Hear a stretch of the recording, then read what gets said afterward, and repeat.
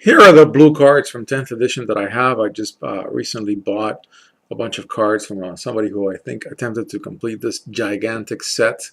It's got 121 commons, 121 uncommons, and 121 rares. So completing this set out of packs is a case in complete and total insanity. I've got all the commons. I'm missing 12 commons, and I'm missing a boatload of rares. Here's one of the two blue legendary creatures in the set, Arcanist the Omnipotent. I think it was used for one of the pre-constructed decks, if I'm correct. It's a 6-drop 3/4. You tap it, you can draw 3 cards. That's very nice, if that's what you want to do. And for 4 mana, you can return it to its owner's hand. Avon Fisher is a 4/2/2 flyer, and when it goes into a graveyard from play, you may draw a card. Not bad for a common. Remove Soul is a 2-drop instant counter target spell, creature spell. I think this is a functional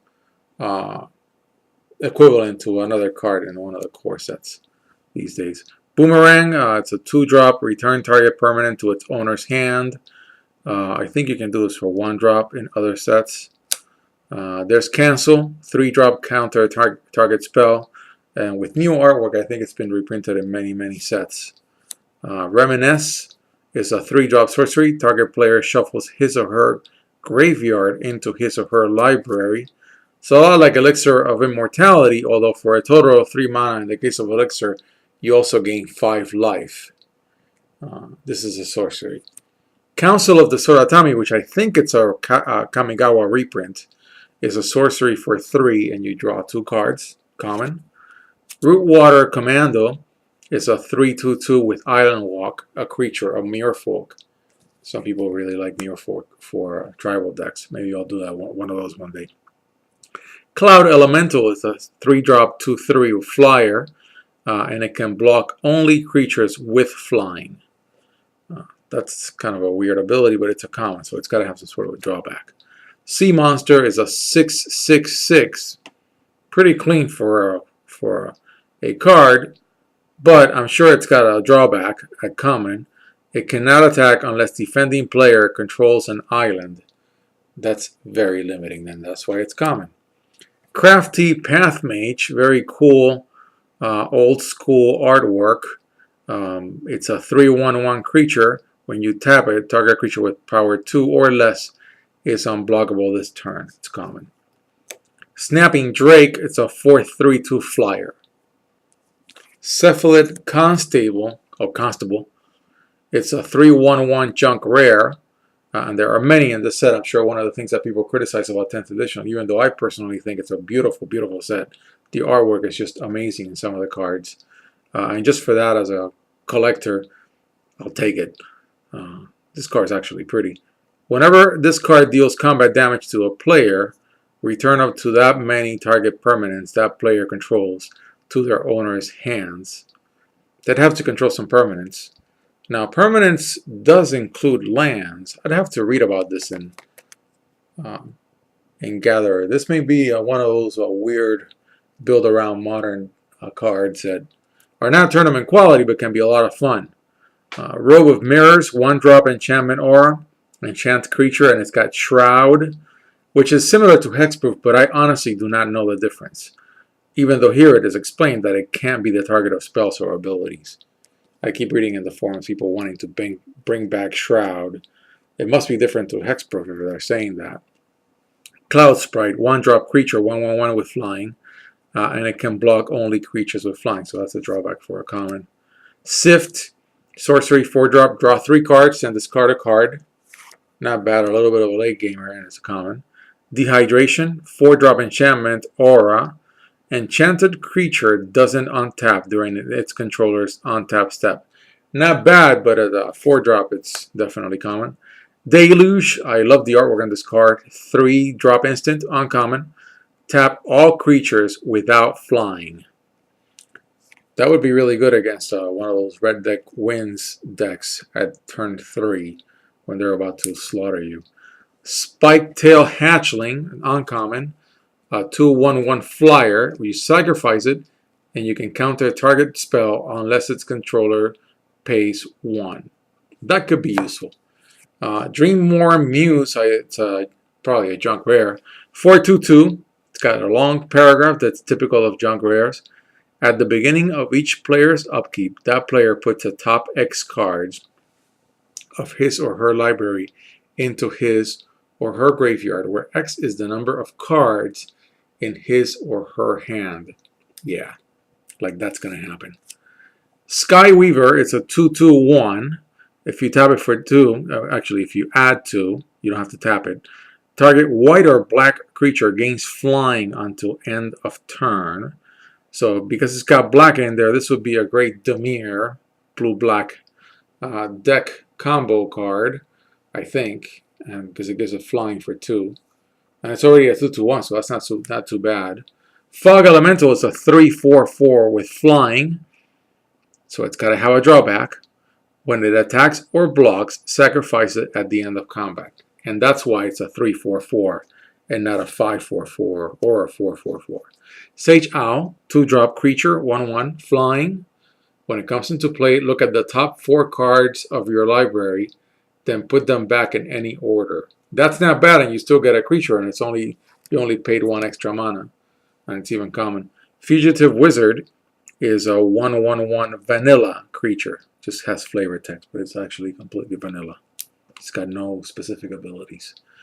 Shimmering Wings is a 1-drop enchantment aura. Enchanted creature has flying. That's pretty good. With 1 more blue mana, where you can return this card to its owner's hand, especially if the creature it's enchanting is about to get whacked. Horseshoe Crab, 3/1/3. 1 blue mana, you can untap it. Twitch, 3-drop, instant. You may tap or untap target artifact, creature, or land. It's almost saying target permanent, but not quite. Only artifacts, creatures, or lands. Draw a card. Here is the uncommon land, Fairy Conclave. You can add blue mana, or with two mana, one of them blue, it becomes a 2/1 blue fairy creature with flying until end of turn, and it's still a land. Pretty card. Traumatize. It's a 5-drop. I really like this card, even though it reads like any other junk rare that I've come across. Target player puts the top half of his or her library rounded down into his or her graveyard. I would love to play a playset of these into a milling deck. I really would. I just only have 1. Lumengrid Warden. It's a 2-drop 1/3 vanilla. Time Stretch is a 10-drop. Yeah, 10-drop. Target player takes 2 extra turns after this one. If you get that far, somebody should just give you the 2 extra turns for free. Peak is a 1-drop instant. Look at target player's hand, draw a card. Not bad. I mean, you know, you get 2 things. You get to draw a card and you get to look at your opponent's hand. Tidings, 5-drop, draw 4 cards. Not bad if you're slowing down the game. Muirfork Looter, 2/1/1. Tap it, draw a card, then discard a card. Very similar to, I think, Desperate Ravings in Innistrad. Thieving Magpie, 4-drop 1/3 flyer. When it deals damage to an opponent, you draw a card. It's got to be to the opponent, so that's limiting. Phantom Warrior, 4-drop creature, 3/2/2. It's unblockable. Just like the Stalker in Innistrad, but the Stalker in Innistrad is hexproof. Invisible Stalker. Telepathy. I love the artwork in this card. It is just so cool. It's a 1-drop enchantment your opponents play with their hands revealed. That's really nice. I really like this enchantment. I don't know why it's not more popular. There's got to be some sort of an issue with it. I don't really know. Persuasion is a 5-drop enchantment aura. Enchant creature. You control it. Not bad, but you have to wait till 5. You have to be able to do a 5-drop. Telling Time, which I have seen in modern competitive decks. It's a 2-drop instant.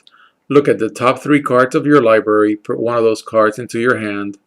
One at the top of the library, one at the bottom of the library. You don't have to discard anything, so that's pretty good. You don't really lose anything. You just got to see something for 2. That's not terrible, because you could at least pick one of them. Then the Mahamori Djinn, 6-drop 5/6 flyer. It's a rare and it's a foil. As all foils tend to do, it's bending a little. Then we have Time Stop, another one of these time playing cards in blue, which I love the theme, even though this is a 6-drop, and the turn. Now, one of the features of 10th edition is that the foils do not get descriptions to the abilities.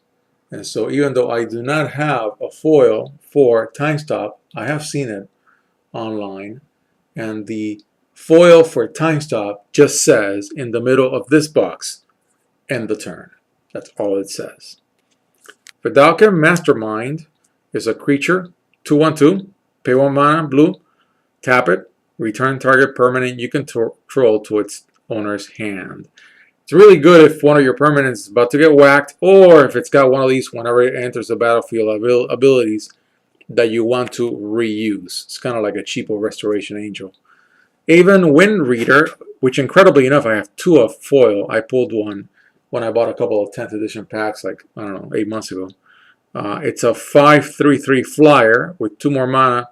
Target player reveals the top card of his or her library. It's a common. Wall of Air, Defender flying, 3/1/5. Auragraft, instant. 2-drop, gain control of target aura that's attached to a permanent. Attach it to another permanent. It can enchant. Not bad if one of those enchantments is really messing with your game. Unsummon, which has been reprinted 10 billion times. 1-drop, return target creature to its owner's hand. Discombobulate, 4-drop instant. Counter target spell. Look at the top 4 cards of your library, then put them back in any order. The latter part is index, 1-drop. That's what it does. You can look at the top 4 cards of your library. I've played that card 1,000 times by now. Really like it. Academy Researchers, it's a 3/2/2 creature. When it comes into play, you might put an aura card from your hand into play attached to this card without paying its mana cost. That's implied. Then you've got Puppeteer. You may tap or untap target creature for 1 mana and tapping it. And it's a 3/1/2. Air Elemental is a 5/4/4 flyer with a really nice long flavor text. Here's Aven Wind Reader, the regular card. So of course when that happens, I am forced to show you the difference between the regular and the foil. Oh, there we are. So that's an example. In the case of the non-foil, it describes what flying means. In the case of the foil, it does not. So that's an example of what I was talking about before. Then last but not least, March of the Machines, which I really want to build a deck around. It's a junk rare. I'm sure it's got a drawback because each non-creature artifact is an artifact creature with power and toughness, each equal to its CMC converted mana cost. That means also your opponent's creatures. So you got to be careful when using this card.